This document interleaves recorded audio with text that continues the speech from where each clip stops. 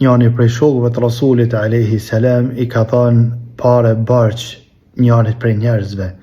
E kur u bë me a kthy borçin, a nuk e ka kthy. E janë taku të xhamia Rasulit alayhi salam e i ka ngrit zërat e tyne rreth këtij problemi. Rasulullah alayhi salam i ka ni prej shtëpisë tina dhe ka shku te ta edhe i ka thirr hala pa mri mirë. I ka thirr këtij Ka'b, sahabi shumë i veçantë i Rasulit alayhi salam. I ka thënë: "O Ka'b", ky ka thënë: "Përgjigjem ja Rasulullah." Ja ka bo Muhamedi alayhi salam me isharet: "Unë po bëj në formën tonë, vallahi alem qysh e ka bën atko, unë po bëj në formën tonë me përgjysmohe, se s'po monet. Përgjysmoja." E ka thënë Ka'b: "E bana ja Rasulullah." O kry gjysën let me jap.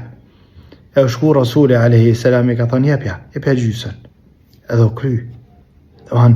Ja ka përgjysmu aty por aty borxhin atina i cili s'ka mujt me a kthy. Thot Allahu azza jall borxhliun duhet me prit deri të ka mundësi me t'i kthy. Edhe shkalla tjetër që na shqiptarët nuk e njohum, thot Allahu azza jall: "Wa an tasaddaqu khairun lakum in kuntum ta'lamun." E me dhon sadaka, s'monet me ta kthy borxhin.